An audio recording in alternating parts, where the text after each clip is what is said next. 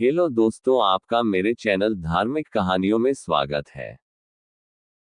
सुखी और समृद्धिशाली जीवन के लिए देवी देवताओं के पूजन की परंपरा काफी पुराने समय से चली आ रही है।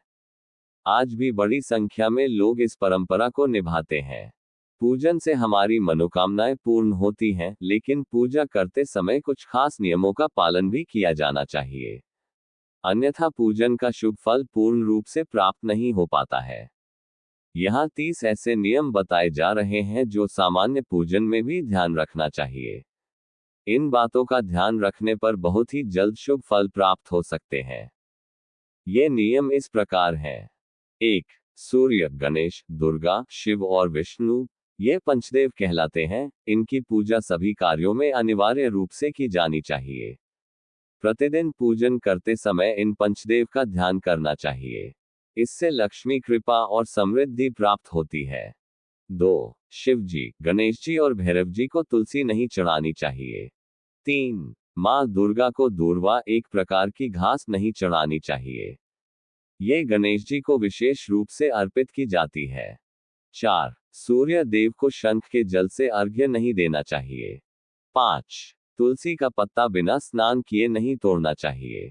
शास्त्रों के अनुसार यदि कोई व्यक्ति बिना नहाए ही तुलसी के पत्तों को तोड़ता है तो पूजन में ऐसे पत्ते भगवान द्वारा स्वीकार नहीं किए जाते हैं।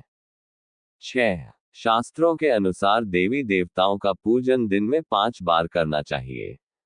सुबह 5 से 6 बजे तक ब्रह्म मुहूर्त में पूजन और आरती होनी चाहिए।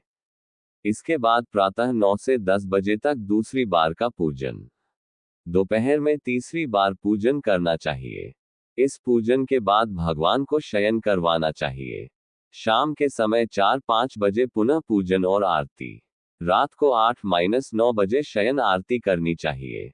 जिन घरों में नियमित रूप से 5 बार पूजन किया जाता है, वहां सभी देवी देवताओं का वास होता है और ऐसे घरों में धन धान्य की कोई कमी नहीं होती है। 7. प्लास्टिक की बोतल में या किसी अपवित्र धातु के बर्तन में गंगाजल नहीं रखना चाहिए। अपवित्र धातु जैसे एल्यूमिनियम और लोहे से बने बर्तन, गंगाजल तांबे के बर्तन में रखना शुभ रहता है। 8.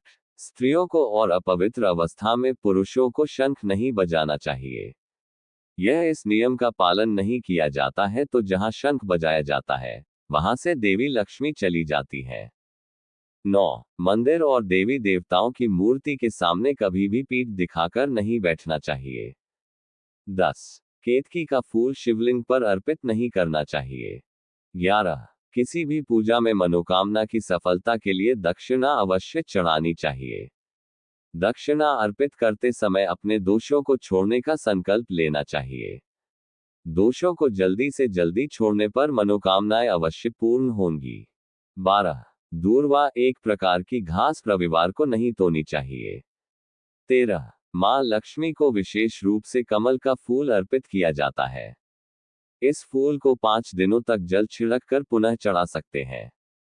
14. शास्त्रों के अनुसार शिवजी को प्रिय बिल्व पत्र 6 माह तक बासी नहीं माने जाते हैं। अतः इन्हें जल छिड़क कर पुनः शिवलिंग पर अर्पित किया जा सकता है। 15. तुलसी के पत्तों को 11 दिनों तक बासी नहीं माना जाता है। इसकी पत्तियों पर हर रोज जल छिड़कर पुनः भगवान को अर्पित किया जा सकता है। ऐसे ही धार्मिक कहानियों के लिए मेरे चैनल को सब्सक्राइब करें, लाइक और शेयर करें। राधे राधे।